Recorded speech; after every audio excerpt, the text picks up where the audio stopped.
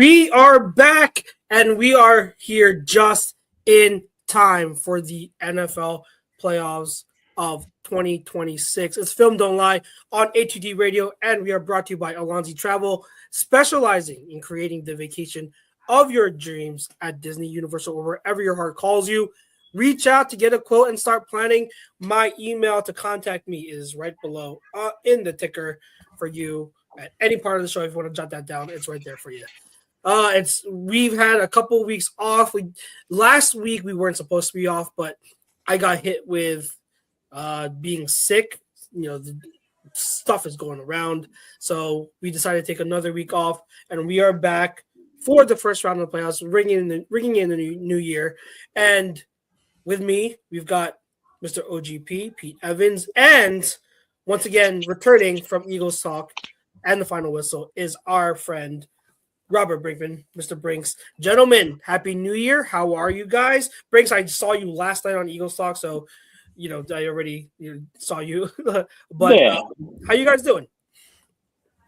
Coolin', brother. We're doing good, chilling, ready to talk some football. Ready to talk some football. Happy December's over. This week is sick. Week is sick. They're Thursday, Friday, Saturday, Sunday, Monday. Mm-hmm. Top-notch championship football every night. It's a semifinal. It's the semifinals for college. Semifinal for college football. Yep. So that's good to be good. Shocker that those 4 teams that are left are definitely not what you expected on the slate. Is that what you expected? But it should definitely be interesting, and we got Super Wildcard Weekend. Pete, I don't know if you realize this. It hit me, I think, this morning as I was prepping for the show. This is our 1 year of doing the show. This is the anniversary show. Yeah, our first episode was last year, right in time for the playoffs. So 1 year going strong. Of course, we don't do a year-long show, but It's been a 1 calendar year since we started, and hopefully we keep improving. I like how far we've gotten and the progress we've made in terms of content, and it should be just continuing to go up. So happy 1 year to Film Don't Lie, and it should be a fun one. Absolutely fun one. Okay, so let's dive into it. If you are listening in, we are pre-recording this, so we're recording this on a Tuesday night, late Tuesday night. If you're listening to this is probably Wednesday morning or later. We are going to go pretty simple, game by game, and give our thoughts on each. Each of us are going to give one thing we're looking out for in this game, whether it be matchup wise, storyline wise, whatever. One thing we are keeping our eye on for that specific game. I was going to go just chronologically in terms of the schedule, but with us being Eagles fans and that being our home turf, we are going to start, of course, with Eagles 49ers, which is going to be on Sunday at 4:30 p.m. Eastern Standard Time. Brinks and I talked a lot about this game, obviously, on Eagles Talk last night. So we're going to leave it. We're going to have you kick it off, Mr. Pete Evans. Give us your thoughts. One thing from this game that you are keeping an eye on. One thing from this game. The glaring calling card is the offense versus their defense, right?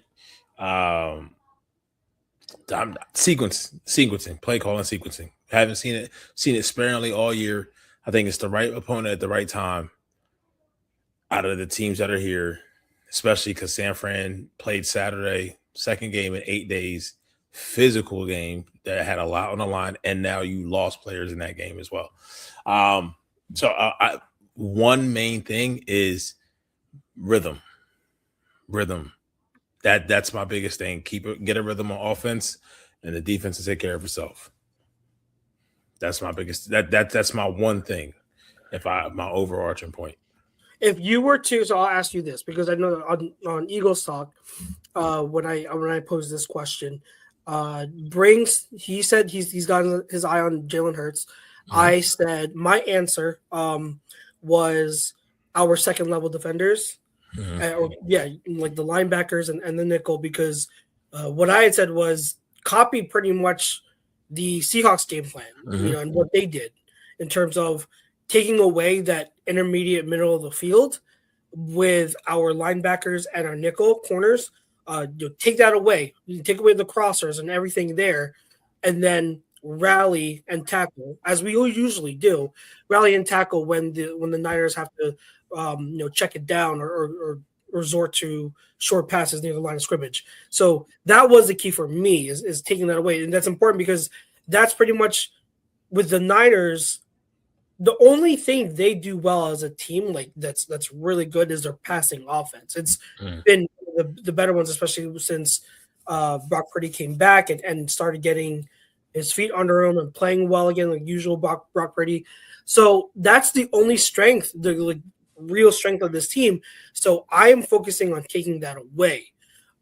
Now, that's not to say that we still have concerns and the offense step up, because I don't expect the defense to hold the Niners to without a touchdown the way the Seahawks did. The Niners will probably still get some points. So the offense really does have to step up. Like you said, the play calling and everything. Like Brink said last night, Brink mentioned Jalen Hurts. He's got to be what we expect him to be in terms of no turnovers. Don't play responsibly, but like hit those deep shots. You got to connect on those deep shots. So I'll pose this question as a follow up to what you say. We've seen throughout the season it's mostly inconsistent. Now there have been some stretches. Briggs and I got into a little bit of disagreement last night, but like there have been there's 4 games out of this season where the offense did show consistency throughout all 4 quarters. But the frustrating thing is that they haven't done so in every single game, despite those 4 games on film, right? So if you were to rate your confidence level 1 to 10 in this offense showing up, and in general, like play calling, players, everyone in general, just the offense in general, what is your confidence level from 1 to 10 of them showing up and playing well enough to win? Playing well enough to win, I would say an 8. I can see where they score in every quarter. And the reason I say that is because this team generally, as a unit, plays well when their backs are against the wall. It's like when the lights are on and they're at their brightest, they figure out a way. And I don't think with this defense that they're facing that they need to be 100% hitting on all cylinders, because once again, I just think our offense versus their defense, I think, is slightly better, even as clunky as it is. And I think the personnel that they have on offense versus our defense, I'm not. And Shanahan struggles with Fangio's defenses anyway. And I mean, I'm not too concerned. I'm concerned, but because anything can happen. But I would say an 8, because where I think that they can attack this defense are things that they can do well. And they've had theoretically 2 weeks to figure it out. Not so much figure it out, but 2 weeks to put lipstick on the pig, right? The offense is a pig, has been all year. How can we put the most makeup on this thing to make it look as prettiest, right? Because playoff football is different. I mean, Lane's coming back. That's a big help. People are going to fall in the slots of where they are. That's why, I mean, like I said, an 8. I have a hard time envisioning that they lose this game, because I don't think San Fran can just straight out beat them. Okay. I remember my boy is a Seahawks fan, so I said, I don't see a way San Fran beats you unless you self-destruct. And I feel the same way, very similar about this game. Not as strong, but very similar to this game as I did that game. To where as long as the Eagles do not self-destruct, I do not see them losing this game. And you also got to think about, like, they thought about it. They had poster board material when they got to the Super Bowl last year. BTA, belts to ass. They were waiting on the Chiefs for all year. There's some get back that they want for 2023 in December. Trust and believe. Trust and believe. So take that with a grain of salt. And I like that. I like salt. Look at me. I eat too much salt. Brinks, I'll ask you the same question, because it wasn't posed last night. So I know you're I know based off of your comments last night, you are a little bit more hesitant or concerned than Pete is. So scale 1 to 10, what is your confidence level that the offense will step up and show up against they're gonna win? That they're gonna win the game, or the offense is gonna step up?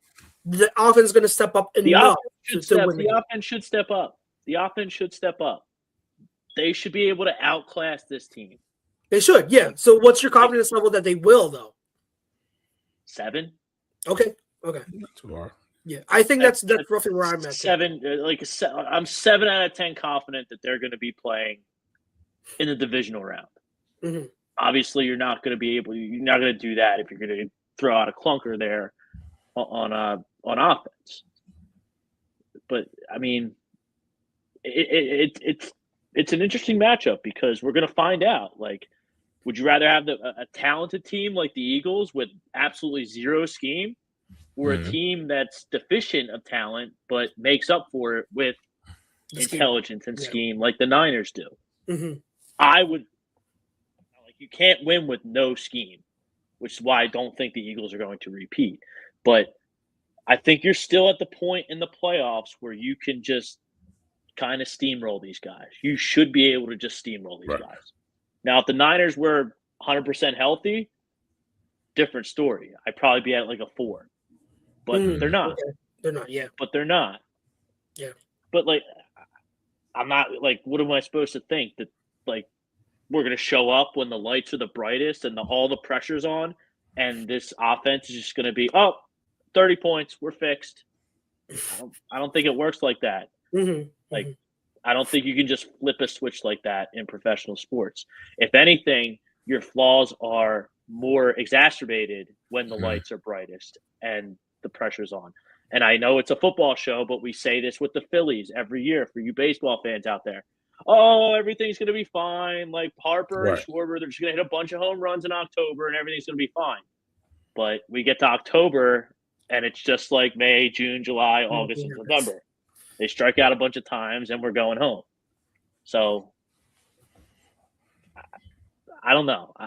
You should be able to steamroll this team. Yeah, I advance, especially because like they're on defense. Like you alluded to, like they're not, the Niners aren't healthy. They lost another linebacker. They had to pick up Kaiser White. It's who brought this up? Les brought it up. It's like it's hard to also put a lot of stock into the matchup thing because we've had favorable matchups and the offense didn't perform well. So it's like, all right, like I get it. There is that concern too. So it's still the favorable matchup might not mean anything still, but I also am willing to give to some degree the team the benefit of the doubt because they just won the Super Bowl, right? They just won a Super Bowl last season and they deserve the benefit of the doubt that they're going to show up and have that experience. Now, guys like Brock Purdy, CMC, George Kittle, they have experience too. Trent Williams, they've been there as well on that offensive side.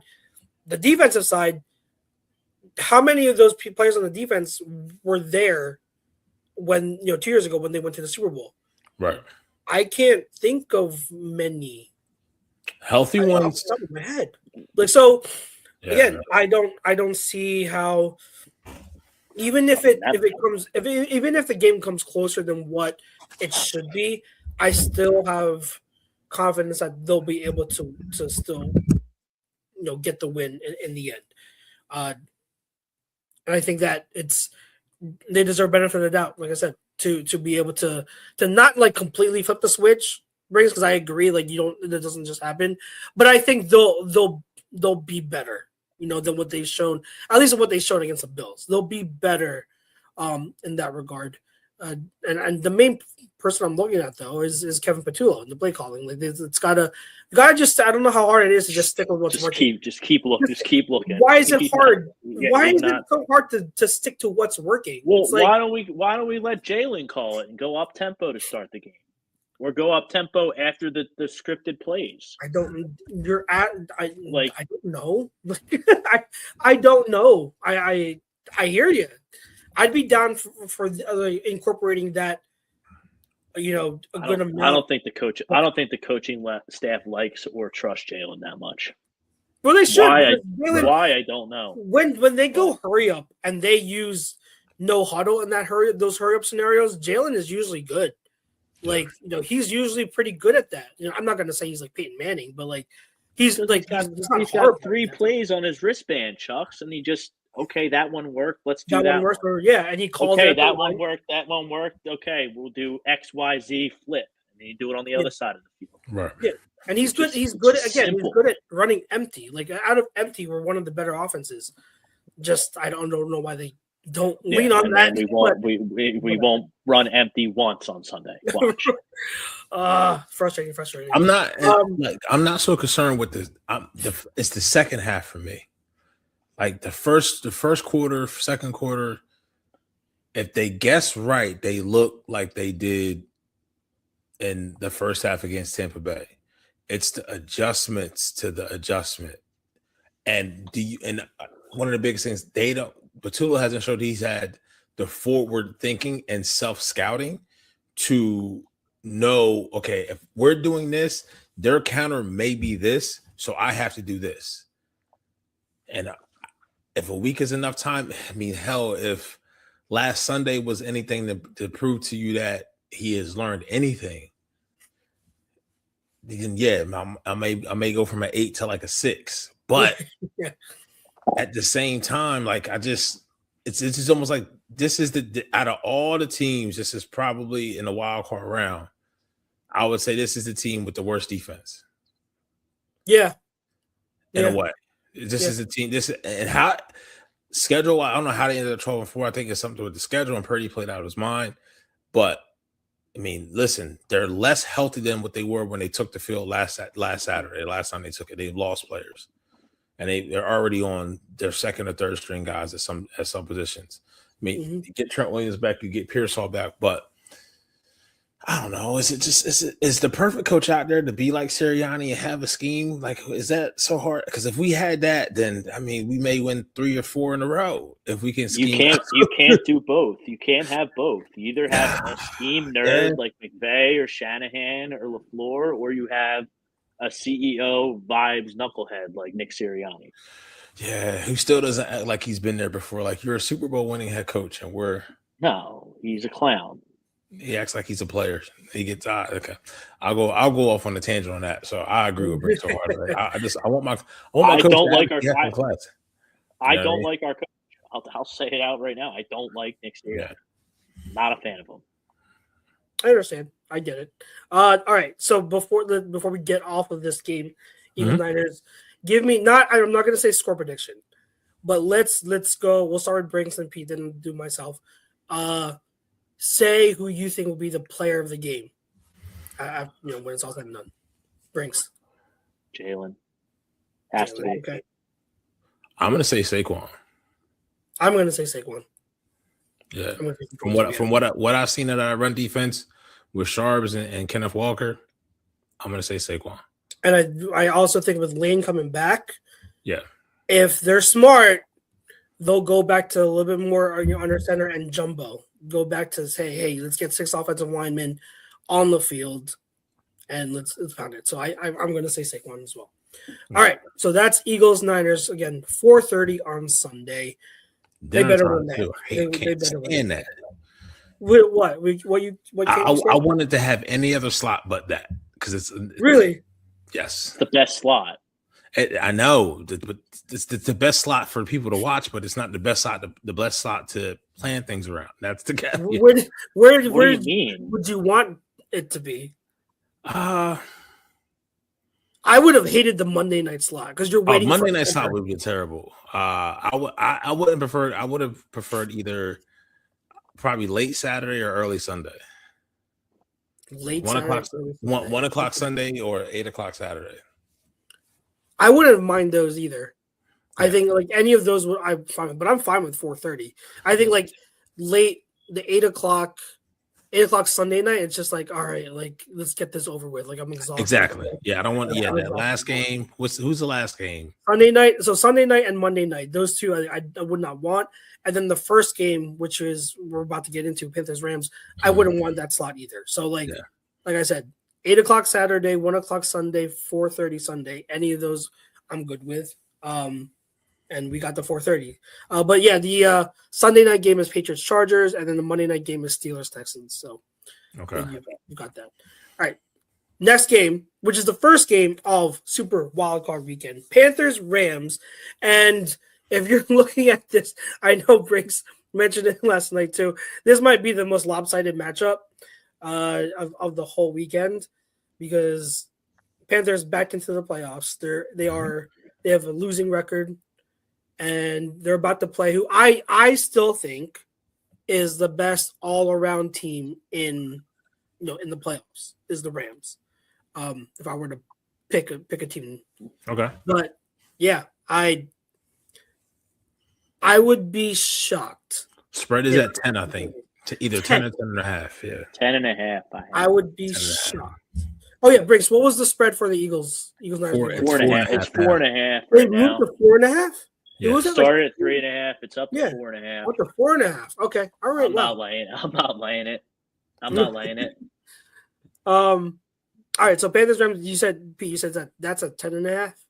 10.5, yeah. Wow. Okay. All right. Let's start then with Brinks. One thing you're looking at from this game. Panthers show up a little bit, so the fans aren't robbed of a playoff game like we were in the college football playoff when James Madison and Tulane got in somehow. Like, there's no argument to be made for the Panthers to pull this upset. If they do, good for them. But, I mean, you're telling me the Carolina Panthers are going to beat the Los Angeles Rams, and I agree with Chucks. I think they are the favorite to win the Super Bowl, at least in my opinion. They're going to lose to the Panthers twice in the same season. Yeah, that's the hard thing because they beat the Panthers. It's not happening. Yeah. The Panthers did beat the Rams before, right? Like they beat them. I think it was like 30-27 or something like that. Yeah. So I don't see it a repeat of that. Devontae Adams played in that game. He's going to be okay. I think he's going to be playing. I think he played in week. He played last week, so he should be good to go. Adams didn't play last week. He was held out, wasn't he? I think. I thought I saw him out there. Did he play? I okay. paid too much of him. Okay, maybe I paid too much attention. But if it's close in this game, he's going to play. This is the playoffs. And he's a Hall of Fame receiver. Yeah, he'll play. I'm pretty sure maybe the best receiver in. If he didn't play last week, it's so that he could play first round. So I fully expect him to play. And I think people who are voting for Drake May over Matthew Stafford for MVP are cracked in that. What? I don't get it. I think it. I would go over May. I mean, it's close. To me, it's close. I just think May. 4,800 yards, 46 touchdowns, and you're not the MVP? Stafford's balling. Stafford's balling, absolutely. But I think that Stafford has also had more lows than May has throughout the year. I think that's where it is. And you can ask Pete. Pete and I we're Stafford guys. So if Stafford were to win it, I'm not going to complain. The Pats' schedule was way more favorable, and they came out of nowhere. Yeah, they did come out. But I mean, with that being said, though, it's not like the Pats and May have just been barely beating teams. Like he's been doing it through the air. He's been doing it on the ground. They destroyed the Jets. But that leads me to the fact of this is newish, and there's like some teams may just be taking. We'll see. Like I need to see it a second year, but I mean, if it's a defensive battle, which I don't think it will be, Panthers had a great season and somewhat may say they may be ahead of schedule. They play tough defense and they run the ball, and it's the playoffs. Anything can happen. I feel confident in saying the Rams will win. I don't think they win by 10, though.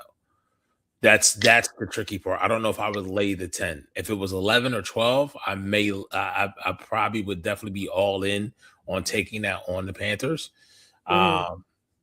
Because I think even in the first game, if I'm not mistaken, the Panthers were up early and the Rams were playing from behind the majority of that game.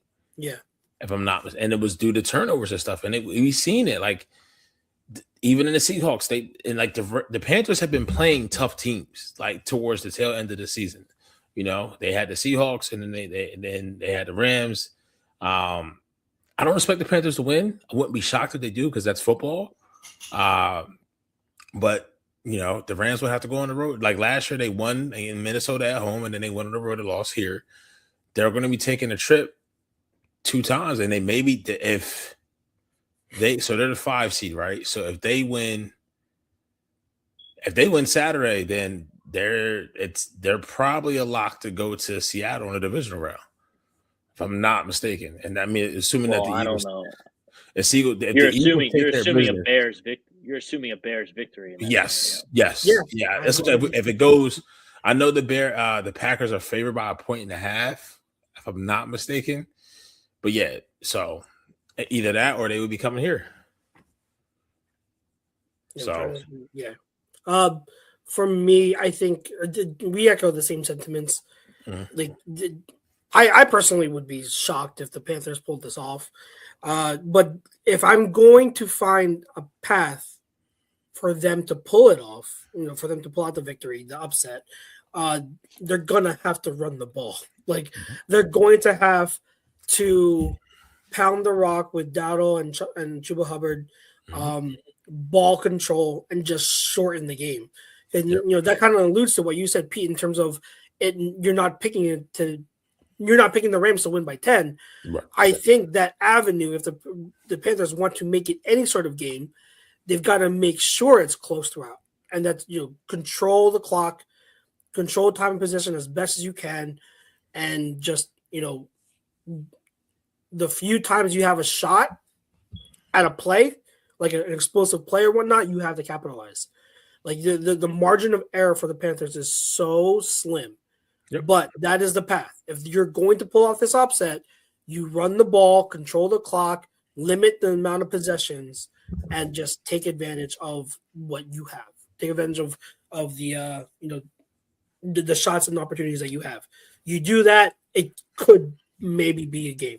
And they had Ted McMillan he's explosive. He's a stud. Explosive. He's a stud. So he's not. Coker's solid. You know what I mean? So yeah, but this is also Bryce Young's first playoff game, so we know what Stafford can do in the playoffs. Yeah, and we don't know like what kind of Bryce are we gonna get? Because he's been up and down all season. So it's just these 3 categories, right? If you look at the game, it's either win close, lose close, or lose by a blowout. All 3 of those things are on the table for the Panthers in this game. The Panthers, yeah. You know what I mean? They're like the most unpredictable team this season in terms of like in games where they're favored, they end up losing, and then games where like they're like no shot, they end up winning. So it's so unpredictable. You don't know what to expect out of the Panthers. So that's why there is a shot. It's a slim shot, but there is a shot. That's what they're gonna have to do. Any other thoughts regarding this game? Yeah, I gamble more than I breathe, and I'm laying the 10.5 all day. Okay, you take. I mean, I can see it. I think it has a better than a 60% chance of happening. That's just a lot for me in the playoffs. And I'm only making 2, but these games are so close and tough to call. I only have 2 picks. Yeah, and I think it's hard in the playoffs to go on the road and beat a team by that much. And that's the other thing. It's because it's weird shit happens. But I mean, I could definitely say it. But knowing me, I probably would hedge it somewhere else as well. That'd just be me, But yeah, I mean, hedge it. How? I probably would take the Panthers in a separate bet. Probably I would move the line like plus 11 or plus 12. And just to cover my my stake up. You know what I mean? I still would bet big on the 10.5 or whatever that bet is. I probably would just try to, whatever I staked, I would just try to win that. 14.5 would be where I would draw the line and maybe think about taking the Panthers. Okay. I could see them getting blown out. So yeah. I mean, yeah. It's the Panthers. You don't know. They're so unpredictable. So, all right, let's get on to what I this is one of the more exciting matchups. I am so excited for this. Bears Packers, they meet Saturday night, 8:00. I think that's an awesome slot for them. Yes. Bears Packers. I believe that the last game they played, the overtime throw, didn't that go to? Wasn't that a Saturday night? The last one they played in Green Bay. Was that a Saturday night game? No, that was it was America's Saturday. game. It was after the Panthers. It was after the Panthers and the Bucks. It was a Saturday night game. Okay, yeah. So again, perfect slot for these two. I'm gonna leave this one off. So this will be on me. The thing I'm looking out for, the key thing here for this game, Bears offense. Can you be? It's kind of similar to the Eagles. Can you be consistent and show up for the first 3 quarters and not just like the end of the game, right? Where you pull off some magic. Caleb the Wizard pulls off some magic out of his butt. Because if the Bears offense can be consistent throughout all 4 quarters, I think they win this game, and I think they'll be in control of this game. Not only do they have arguably the best rushing attack in the entire league, they have a passing attack that has been coming on, and like you see, is Doomsday healthy? Yes, he'll be playing. I mean, he's probably still not 100%, right? But he's going to be out there. He's been injured for like 3 quarters of the season. I forget what it is, but I think it's a foot, if I'm not mistaken. Yeah, so like that's affected his mobility. But I mean, like his presence out there is going to help, and then plus you have Luther Burden who's coming along. Like he's coming along. He's a stud. Resurgent DJ Moore. I almost feel like the running game has, ever since the Black Friday game against the Eagles, hasn't been as effective at points. And this is the 3rd time that the team is seeing you too. And anytime you get a divisional playoff game for the 3rd time, they split the regular season matchup. Both teams, the road team won. If that trend continues, then it's Green Bay moving on. This is really a pick 'em for me. And it's one of those things that where Green Bay rested their players last week to get healthy just for this point.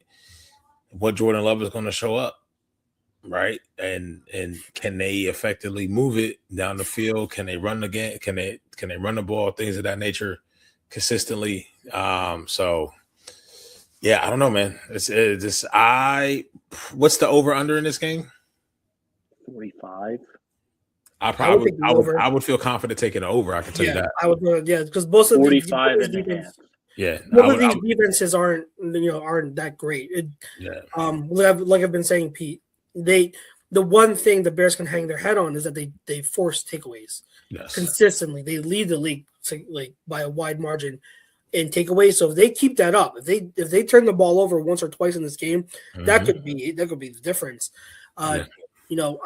You say it's a pick 'em. I'm not saying the Packers have no shot, and I'm not saying I heavily favor the Bears, but I do favor the Bears. I think that the Bears being at home is obviously one thing, but I think that the Bears just are playing with so much more confidence. They're playing hot at the right time, and they have their pieces. They're healthy. I don't know about Chauncey. I don't know with his injury what that was. I haven't seen any updates, but if Chauncey plays, they're good to go. And I think they might be getting Kyler Gordon back, the corner as well. So I mean, that's going to be big. Whereas with the Packers, it's kind of funny, Pete, how full circle we've come on the Packers. Yeah. Because beginning of the year, I had picked the Packers to win the North, but as Tucker Kraft got hurt, and then Michael Parsons getting hurt, I just don't see them being good enough to make a deep playoff run, let alone beat the See, I would say that if they were not playing a familiar opponent to get through Saturday, but playing a familiar opponent, I think the injuries will come to bite them in the divisional round. If they make it through Saturday, this is the game that theoretically, this is the best. This is the best matchup they could have had because it's a divisional, because it's a familiar opponent. Yes. Well, except for the Panthers, if they had somehow played the Panthers, but and here's the difference: the Panthers beat them. Remember that the Panthers beat. Well, if the Packers win, they're going to Seattle. That's what it is. Yeah, because they're the 7th last seed. They've reseeded. Yeah, and I don't see them beating Seattle even if they advance. But like again, I think like you said hammer home the over. Yeah, I think this is a high scoring game. I think that this is one where we will see the offenses really play well. Caleb and Jordan Love, I expect to play well. I've been a Jordan Love guy, all season. I think that this notion that he's inconsistent, I think, is a tired narrative. I think it's a last season narrative. He's been pretty consistent all year overall, and he's been good. So I expect that to continue. I think Caleb's going to continue playing well. So I think this is a game where both quarterbacks will play well. It's just a matter of who is going to get, which defense is going to get that turnover, that big play. I think that leans Bears all day. And also consider the fact that like the Packers, they've struggled running the ball all year. And I like Josh Jacobs, but like overall with the run blocking the line, they've had issues running the ball. So, if the Bears are going to have some success, they can have it there. Brinks, we didn't get to you. So one thing you're eyeing, one thing or key, whatever. I like the Bears. They're home dogs. I think their head coach is going to latch onto that and pound that into their heads. They haven't been in the playoffs in a while. I like the kind of fade first-time playoff appearances for quarterbacks, but Caleb, he's earned his keep with me. I told him to prove it to me in our prediction show in the beginning of the season, and he has. He belongs. That he's done right by his team. I think the Bears run the ball better.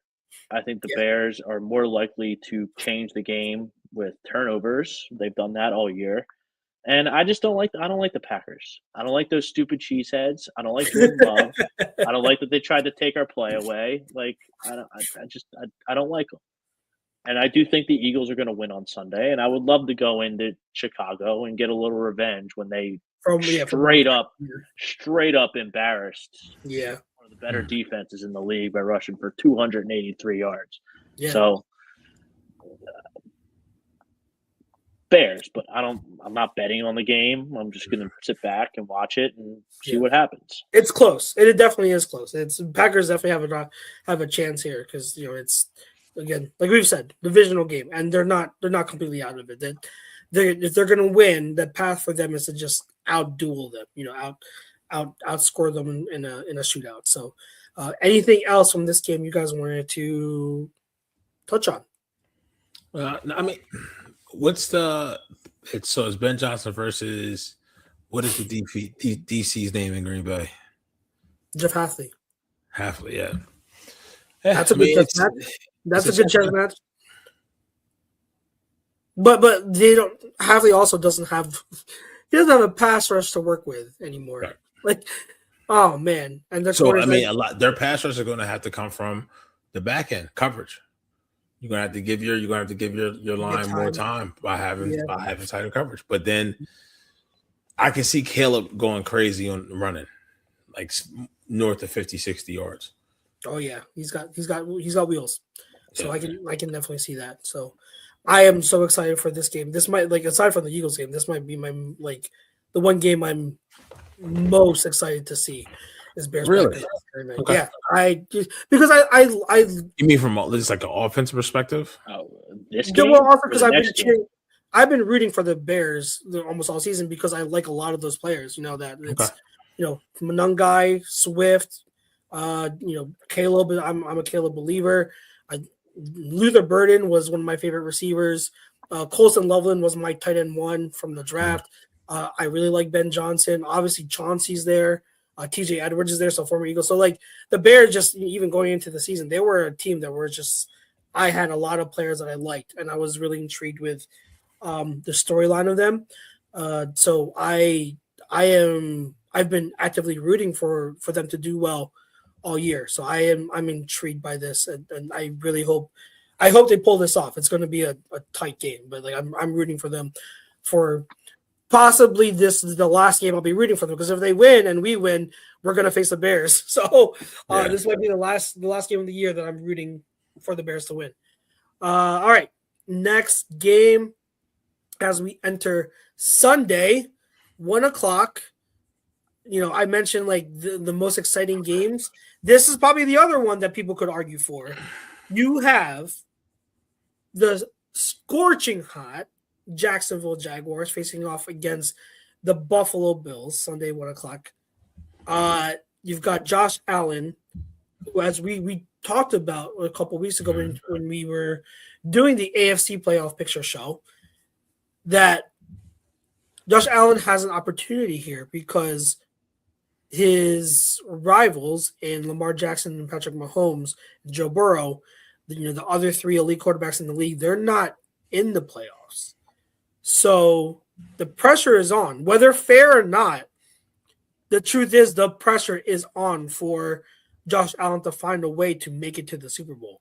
Yeah. So it's a very difficult first round matchup for the Bills. So, Pete, let's start with you here. Once more, one thing from this game that you're keeping an eye on. So, outside of drawing the Pats, I think this is the toughest draw they could have because this team is playing with confidence. They're balanced on both sides of the ball, and I don't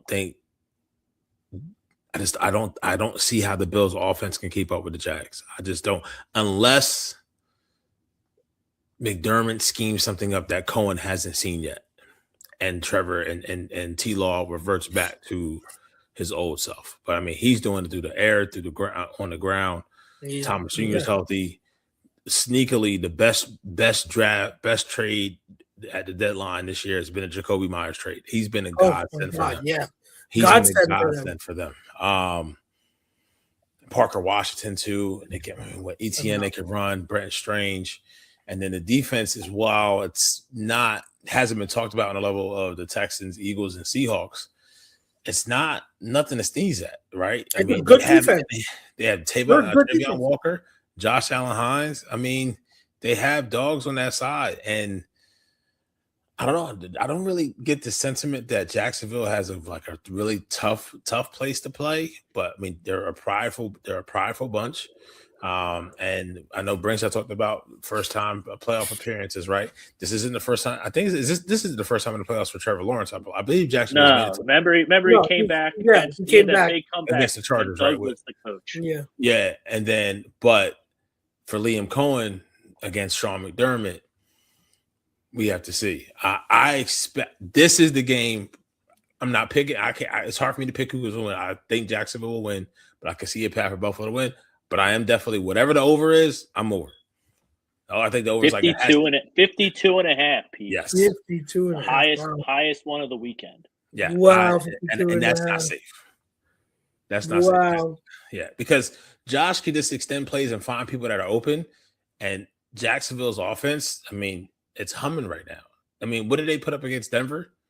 And then it was 31, 34 or something like that. That's against Denver. They were going up and down the field the whole game.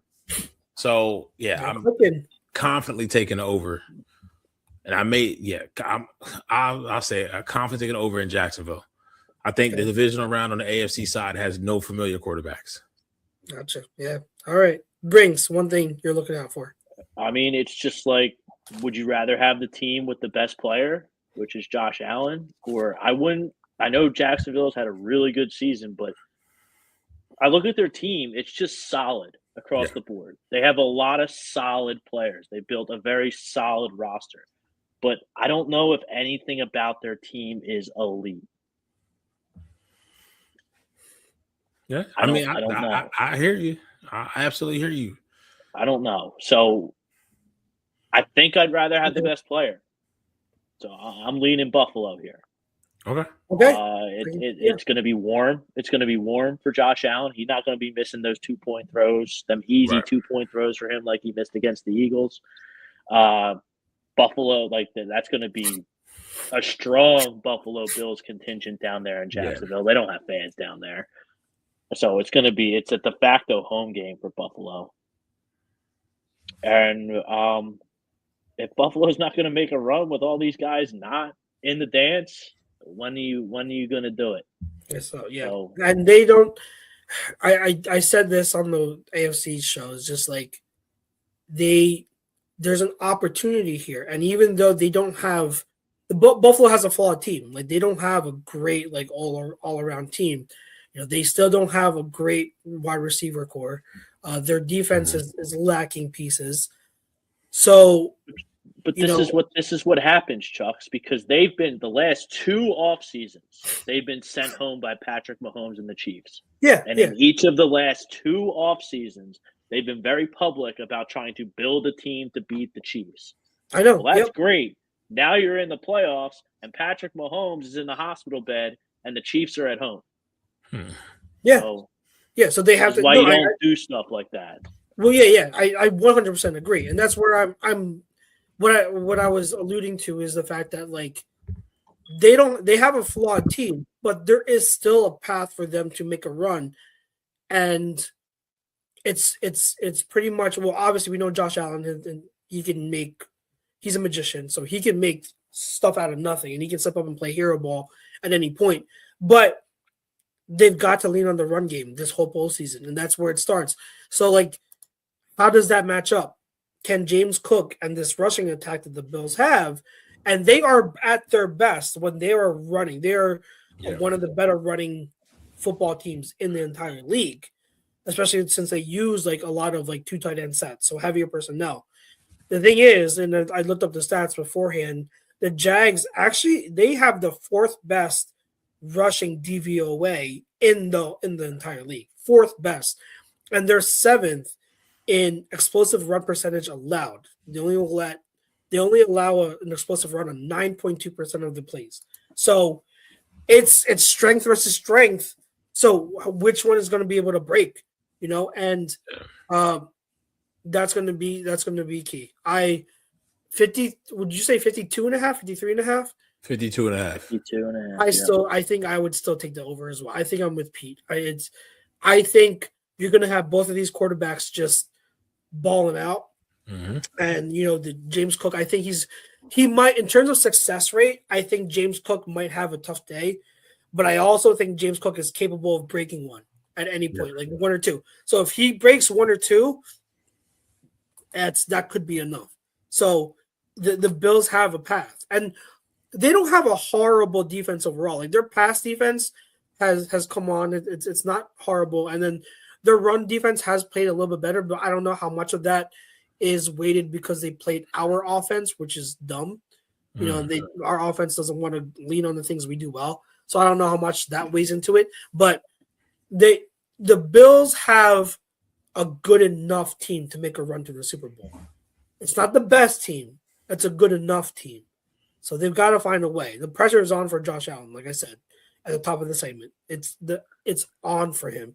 He's got to play hero ball. He's got to find a way to be the best player on the field in every single one of these games to give his team a chance. And whether that's enough, we shall see.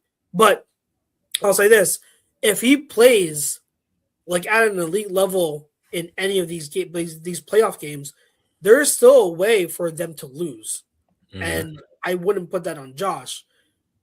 Just like, people, I think it's so silly when we had that overtime thriller, the classic one between the Bills and the Chiefs years ago. People put that loss on Josh, and I'm just like, this is one of the examples of why I say wins and losses aren't a QB stat. Like Josh played out of his mind, but because it's only one possession, for a team in overtime, the Bills lost. So I don't put that loss on him. So like, if there is a scenario where he plays out of his mind, but the Bills still lose, and he's going to get unfair criticism, but that's just the reality of it. And I won't be one of those people that criticize him if he plays well, but there will be people that will do it and say, "Hey, he lost." So that's just the reality of the situation. So wins and losses aren't a QB stat? No, I've always said that. I said that.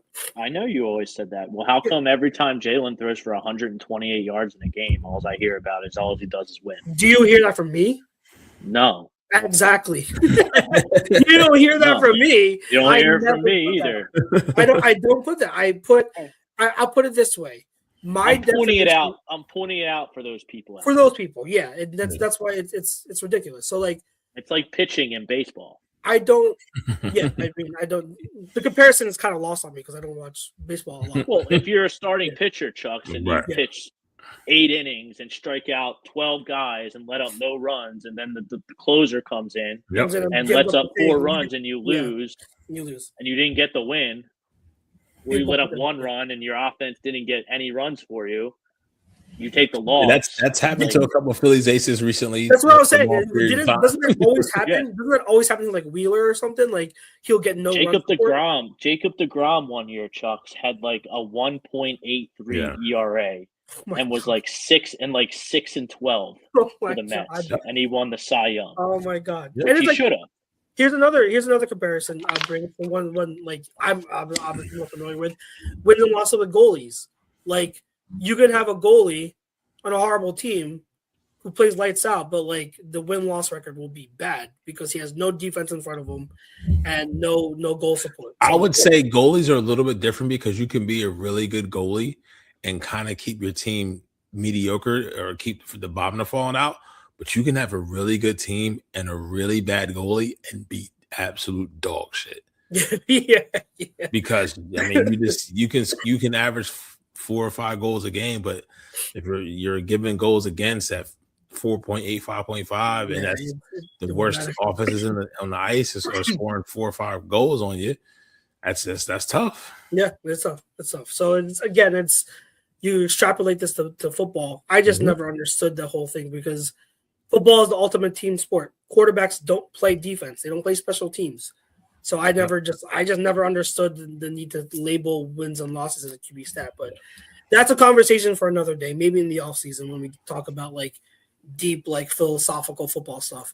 But anything else from Jaguars Bills before we get into the next one? No. Good. All right. Sunday night football. Patriots versus Chargers. So the favorite to win the MVP goes up against what many fans consider is the overrated, the most overrated quarterback in the league, and Justin Herbert. I've said it. I like Justin Herbert, so I'm really plugged into this game in terms of what both quarterbacks are going to do. Brinks, let's start with you though. One thing from Patriots Chargers that you are keeping an eye on. I like the Chargers here. I do. I think they're going to go into Foxborough. I think they're going to send the Patriots home. We've heard it all season with the Patriots and their strength of schedule. I don't like the vibes coming out of Foxborough right now. Even though they've been winning, some of their better players have been naughty off the field. Yeah. I see what you mean. Don't like that vibe of it all. And Justin Herbert, I've been critical of his play in the postseason. He's obviously got the skills to do it, but if not now, when, Justin?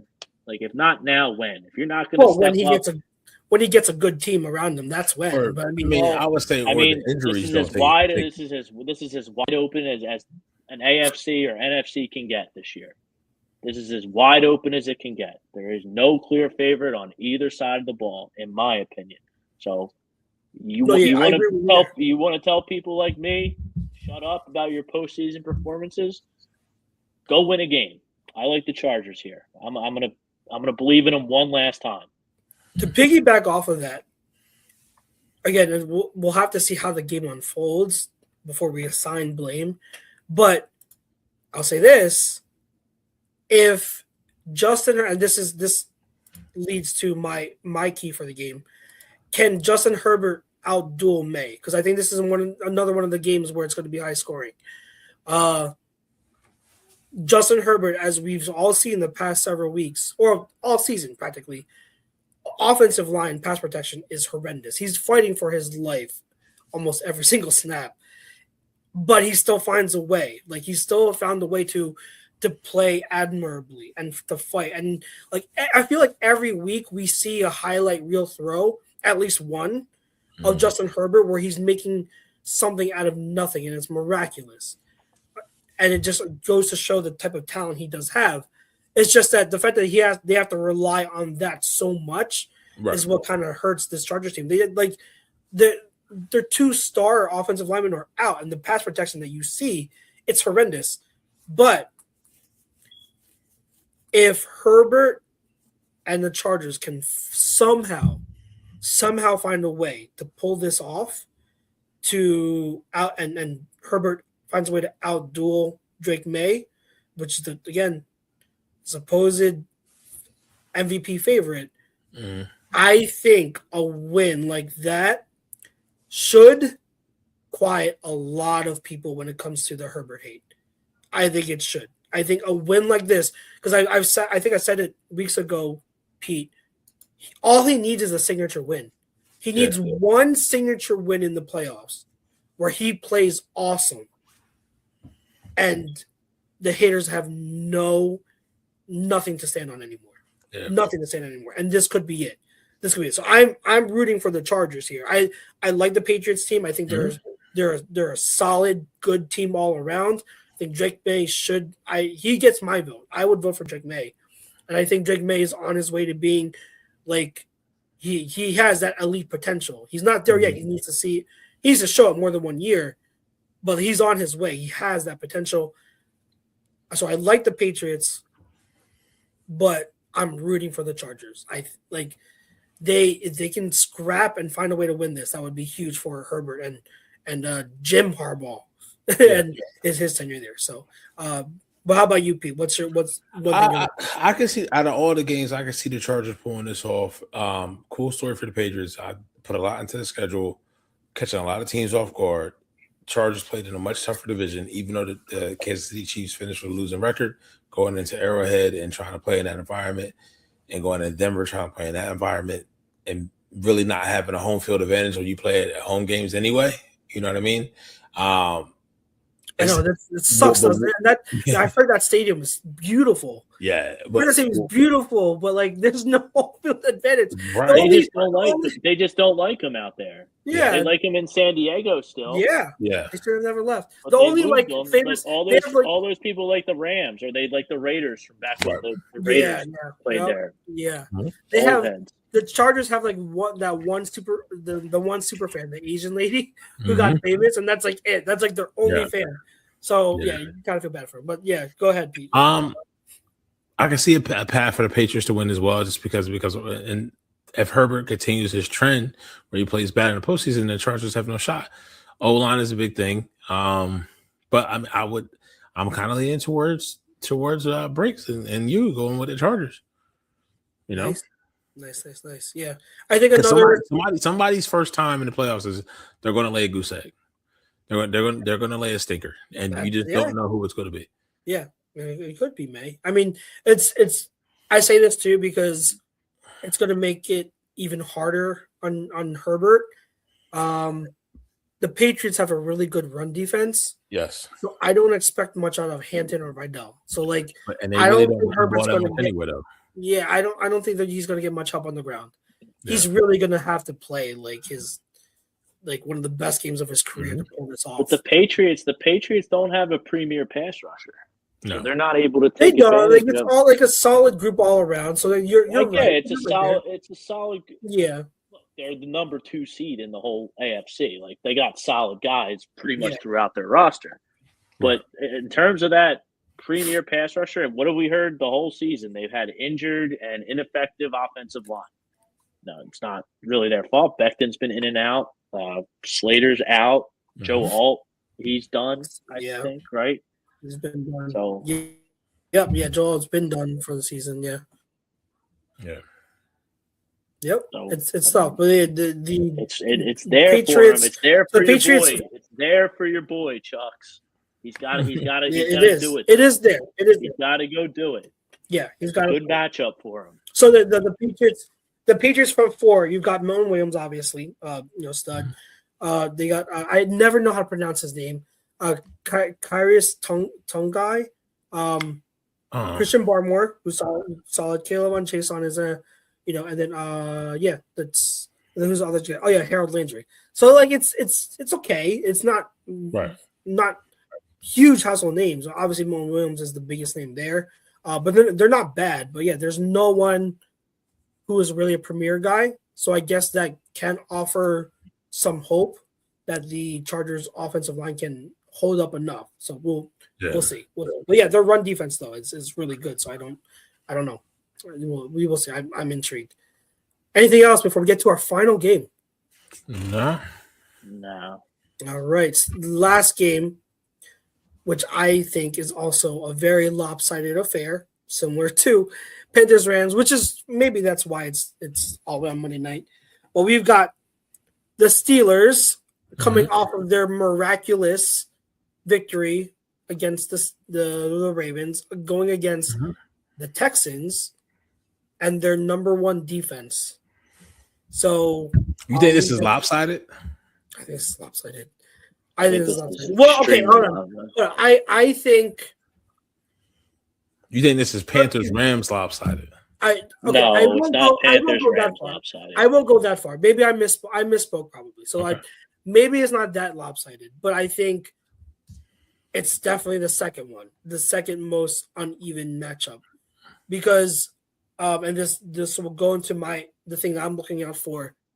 Can the Texans find enough explosive plays through the air against the Steelers pass defense that we've seen clearly can be had?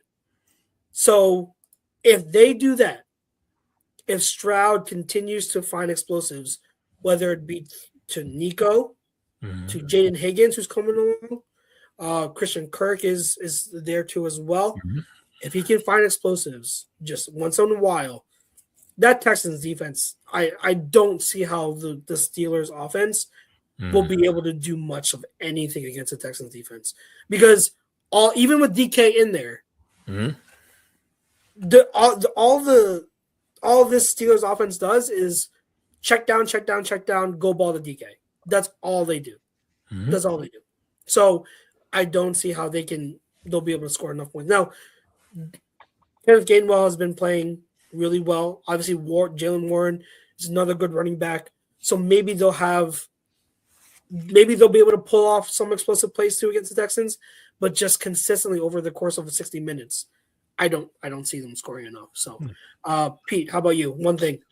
The one thing the Steelers have been doing well and really what got them successful in the second half of the year is they've been able to run the ball. I'm not saying they're going to run it to the clip that they did against the Lions or they did against the Ravens, but something positive. And I'm like you, on paper, I'm just looking at can the Texans score enough points that the defense is going to show up? Steelers defense, it's not the greatest, but Pittsburgh's environment is different. I mean, I know CJ Stroud, they played in Kansas City, but he didn't win that game. Tank Dell went down.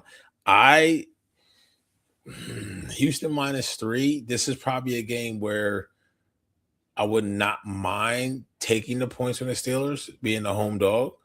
And here's the other thing: check down.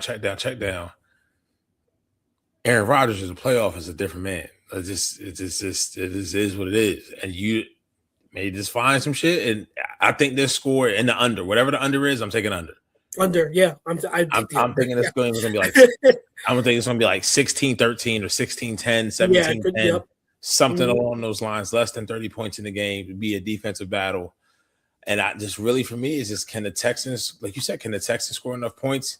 Can CJ be smart enough? Because Pittsburgh is just, Tom is going to have those boys ready to play. But if it's close, once again, I can see the Texans winning close. I can see the Steelers winning close. I can see losing. Like, I don't think this is a game where no one blows anyone out. And I don't think they have enough on offense on either side. I don't think so I hear you on that. I agree. To piggyback off of real quick your point about Aaron Rodgers, which is 100% accurate. Like Aaron Rodgers in the playoffs, he's a vet. He's seen everything. So I get it.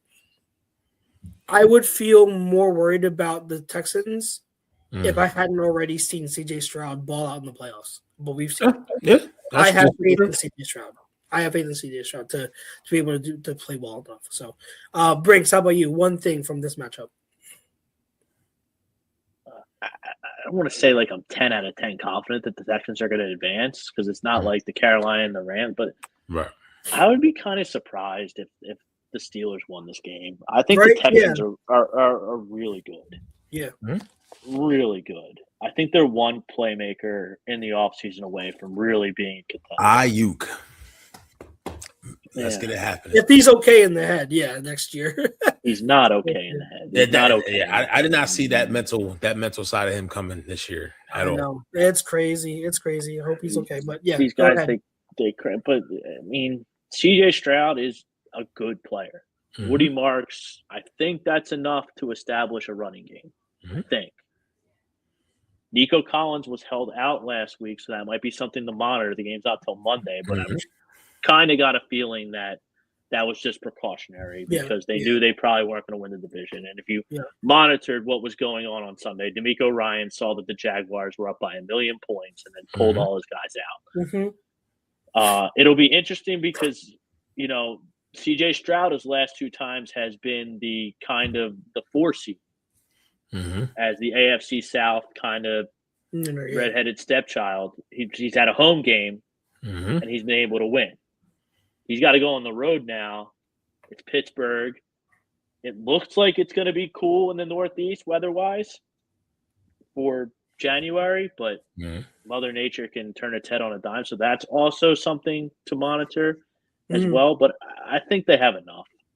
And I think it's unbelievable how Aaron Rodgers can play next year. He can still. He hasn't been bad this year. Yeah, he hasn't been bad this year. He can make every throw still. Yep, every throw. It's a matter of whether he wants to. That's the thing. Yeah. Like, if he wants to, he's going to be a free. He's going to be a free agent. He's only a 1-year deal with the Steelers. Yeah. If he wants to play, I'm offering him a contract if I need a quarterback. A bridge guy. A bridge guy, I guess. It's amazing how he can still make all the throws, but Texans. I think the Texans are going to be a force. I think the Texans are going to be a very tough out. Yeah, in these playoffs. I am very confident in saying that I don't think either one seed is going to be in the Super Bowl. Broncos and Seahawks.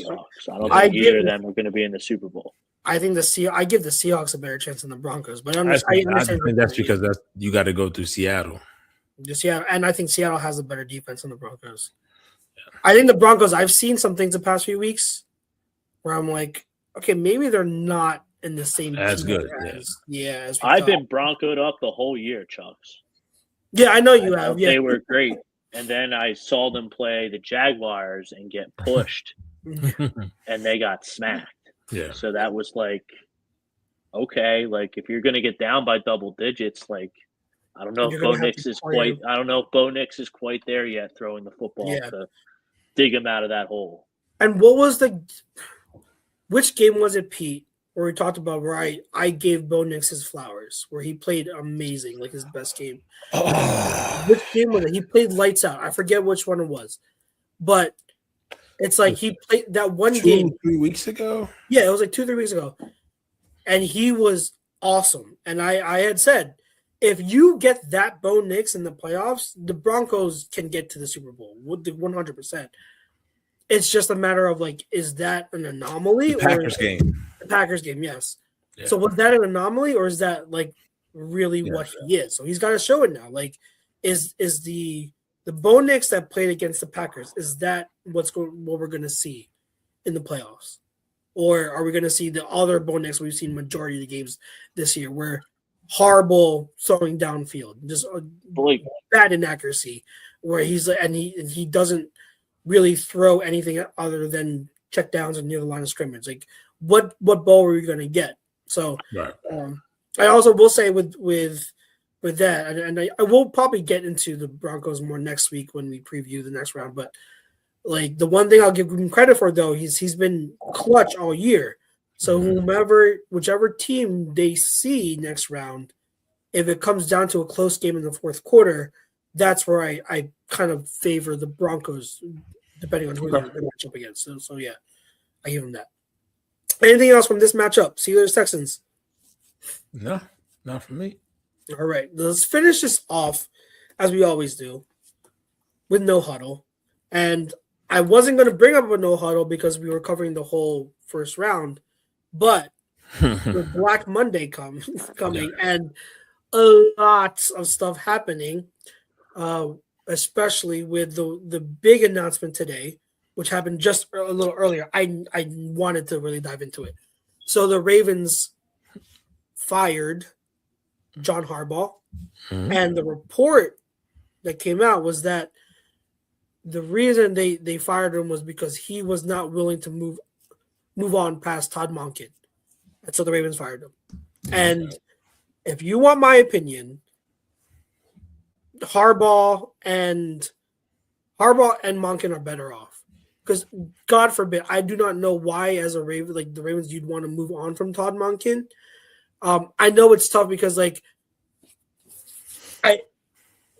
a little bit of contradiction in my statement because I do feel that it was time to part ways with Harbaugh. Harbaugh's an awesome coach. He's going to have a job tomorrow. Yeah. But I do. It's one of those things, like just like with us and Andy Reid, it's just time. Yeah. I felt like it was time to move on, but at the same time, I don't know why why was the what phrase am I looking for? Why was the breaking point Monken when Monken's been why was he the sticking point? Yeah. Like why? Like out of anything. Why Monken? Because Monken is going to be now that he's going to go elsewhere, likely. Yeah, he's going to have a job within days. He's going to be scooped up. So that's just what I found weird. What I found very, very odd. But I am someone who does think overall it was just the right move. I think it was time for Harbaugh to go. But I don't know what you guys, your opinion on it. I mean, was there 17 years? Is it 14 or 17? I thought he was there since 08. Or is that Tomlin? You're right. I'll look it up real quick. I think it was before that. Was he before that? 18. We were both off. 18 he was there since 07. Wow. Yeah. Okay. Yeah. I mean, at that time, he's earned the right to say, hey, like, that's my guy. I'm not moving off of that. I mean, wish you well in your future endeavors. Thank you for everything you did. But he'll have a job. I'm trying to think. I'm pretty sure there's probably some teams that even have coaches secured that probably would even give him a look. I mean, and like bring Sam before. It was already reported that that's the case. It's already reported that that's the case. Yeah. There were teams. There were one or two teams that have coaches that reach out to his agent. Yeah. I mean, if I'm the Giants, I'm you have whatever you want, baby. Yeah. I'm Joe Shane. You can have whatever you want. Just because that's the type of guy he can handle that. He can handle that market, and he's a proven guy. You bring him in, possibly even with Monken, combo package, and we'll see. I was shocked in the manner in which it happened and how fast it happened. Yeah, that's the surprising part, right? Yeah. But I mean, like they probably had the exit interview today, and it was when they had the talking point. That's probably what came about. So, you mentioned Tom Monken going with him most likely. Honestly, if this is still hypothetical, so we don't know. But if the Eagles are looking for a new offensive coordinator next season, after letting go of Kevin Patullo, personally, Monken is probably one of the top people on my list. Okay. Like to me, he's exactly what we're looking for at this moment because he's already done with Lamar Jackson what we're looking to do with Hurts. Right. Like with Lamar, similar to Hurts, Lamar came from spread and liked to play that way, but especially with Derrick Henry, they had to integrate more under center and all that stuff. And Monken did it awesome last year. I know this year was different, but Lamar was hurt and all that, but he did an awesome job doing that. So that's what we're looking to do is taking Hurts, who usually likes to play from spread, and integrating more under center stuff with Saquon. So you bring in Monken, and I think it's seamless. I think it would be an awesome fit. I think the only thing that kind of deters you is the fact that he's older. He's like 59 or 60 years old. So he's not like one of these young guys. But that might be beneficial because maybe he's not someone that another team is so eager to scoop up. Like because teams like to get the younger guys. So maybe that works in whatever's favor. But yeah, Monken shoots up to like top of my list as offensive coordinators for the Eagles next year in terms of who I'd like them to target. But Brinks, your thoughts on the I mean, it's just time. Sometimes it's time to go. Sometimes it's time to go. I mean, I'd be shocked if he's not the Giants coach in the next few days. I'd be shocked if Monken doesn't go with them. Mm-hmm. And side note, I think McDermott will be fired if he loses on Sunday as well. Interesting. Very interesting. I'm not against that. It's time to go, man. Like he's had chance after chance after chance after chance. You got the best quarterback on the planet. Yeah, you got to do something. Yeah.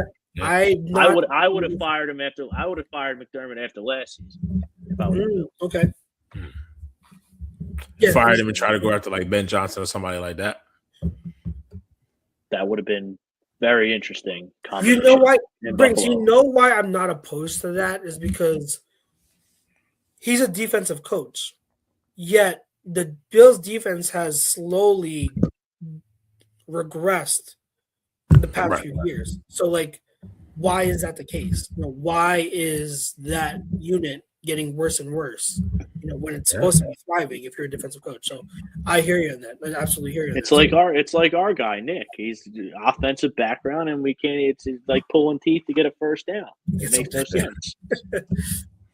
Not advocating for Nick Sirianni to get fired if he loses on Sunday or anything like that. But when you're the head of the ship, and you're an offensive coach or you're a defensive coach, and that's the side of the ball that's suffering, it's very eye-opening and concerning. Yes, I concur.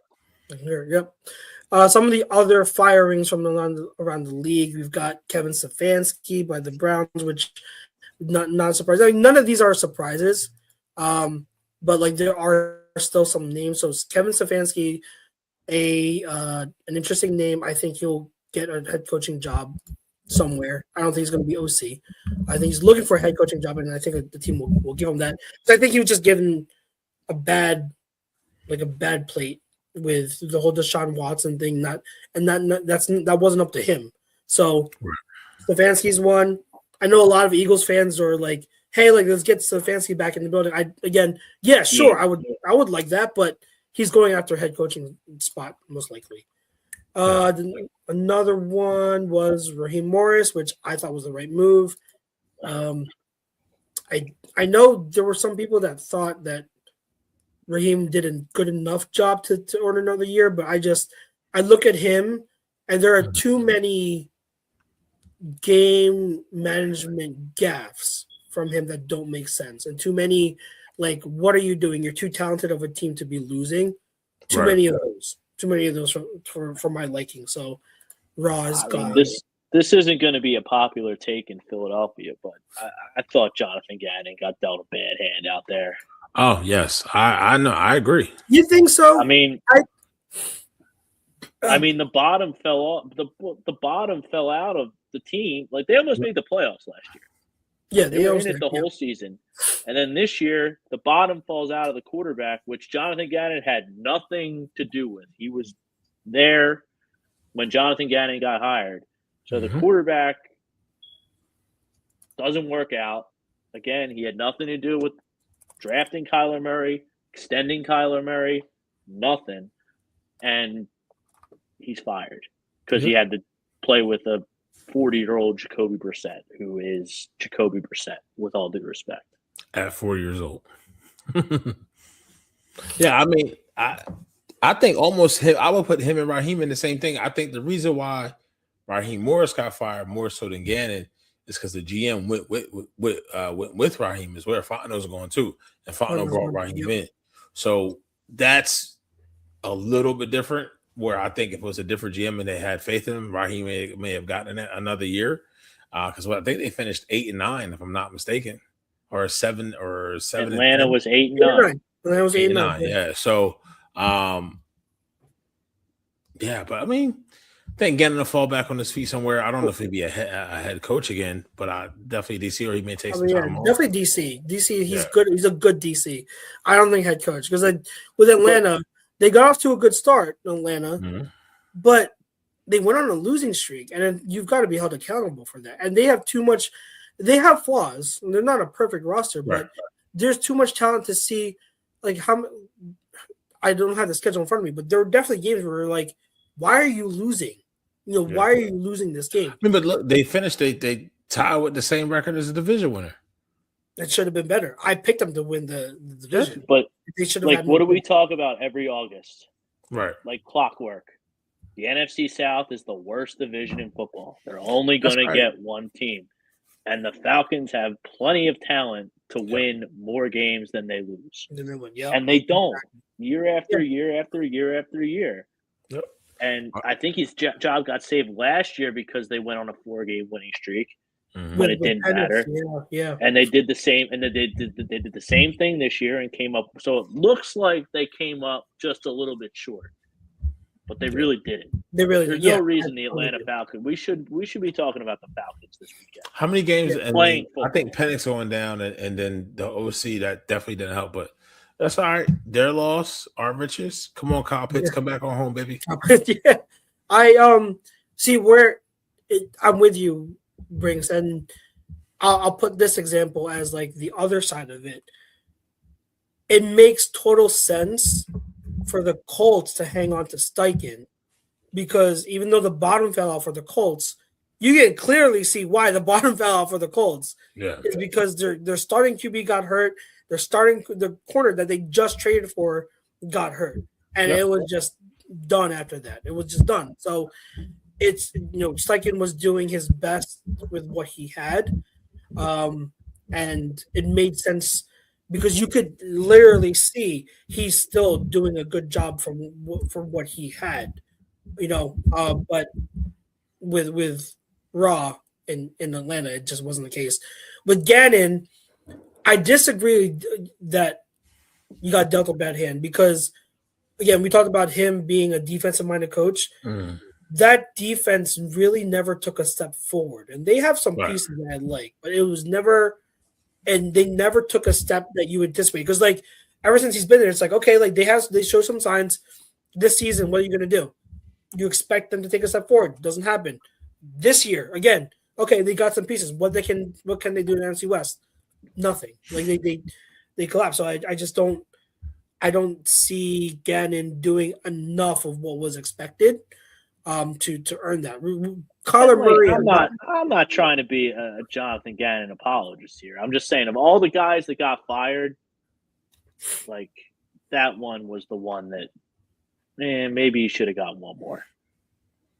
That's really the only one. Everyone else everyone kind of deserved it. Pete Carroll's getting $290,000 a week for the next 4 years. He's sitting pretty in retirement. Yep. Him and Chip Kelly getting paid a bunch of money. Unbelievable. These coaches that do a bad job. How about these college buyouts? You see some of them? Yeah. No, I didn't. No. Oh, my God. They get like $50, $60 million to do a bad job, get fired. It's nuts. Yep. It's nuts. Oh, my God. Well, the last coaching thing that I wanted to touch on, it's official that Mike McDaniel is staying in Miami. And I bring this up because I think all of us predicted the Dolphins to be the worst team in the league this year. And it started off that way, right? Mm-hmm. The first few games, it started off that way. But I had to give Mike McDaniel credit. The Dolphins, even after they traded away Jalen Phillips, their best defensive player, the Dolphins were competing and they were playing. They were winning some games. So I think that them keeping McDaniel was the right move, and I'm interested to see what they can do if they upgrade the quarterback position from Tua. Like they're a team where I'm not saying like name him the starter day one. I'm saying, hey, get Malik Willis on a prove it deal and say compete for a starting job. He's going to get paid. He's going to get paid, Chuck. For a starting job. Go ahead. Compete for a starting job, Malik Willis, and see what you can do. So that's I'm interested to see what the Dolphins do. So kudos because he got a lot of flack. So as loud as the criticism was, the praise has to be as loud. So he got a lot of flack, especially even from me, but he deserves credit for turning things around and keeping things stable enough to where that team never gave up on him. they kept playing, they kept fighting, and so that's a credit to him. So good job, Mike McDaniel. We'll see what he can do next. He's just a weirdo. He knows offense. He can scheme offense. But like when you're a weirdo, like he's a weirdo, and it doesn't go well, you don't get leash. You know what I'm wondering though, because like when you hear him talking press conferences, it's weird, it's off though. But he's got to be doing something because the players like him. The players like playing for him, right? So like I do wonder what he is. What was that? I said Tua doesn't. He wants out. Well, Tua doesn't, but Tua's Tua. Yeah. So but the players play for him. So I'm interested to see how he is. I would be interested to know what he is, behind closed doors in the locker room and how he relates to his players because they like him. So interesting stuff. Any last things before we head out of here, gentlemen? I have nothing else. Go Birds. Go Birds. Yeah, I like that. I like that a lot. So, yes, go Birds. If you're listening, you listen to the whole show. Thank you so much for tuning into Film Don't Lie. Make sure, and I said this last night at Eagles Talk, I'll say it again. There's 1 month left of NFL football. Whether your team, whichever team that is, the Eagles or whoever, whether they win or lose, just make sure you cherish the final weeks of NFL football because once it's over, it's a long off season. Enjoy it. Enjoy every single game, even the bad ones like the Panthers-Rams game will be. Enjoy it. Cherish it for what they are. And we're hoping that every single one of these games turns out to be a barn burner or an epic matchup. So have fun. Enjoy the games. Thank you again also to our sponsor, Alonzi Travel. Again, if you're looking for any type of vacation, I specialize in Disney Universal, but that's not all I sell. So if you're looking to take a vacation, hit me up and I will be glad to see if I can help you out. Catch the rest of our shows on A2D the rest of the week. Until then, enjoy. Myself, Brinks, and Pete Evans. Peace out and go Birds. Peace.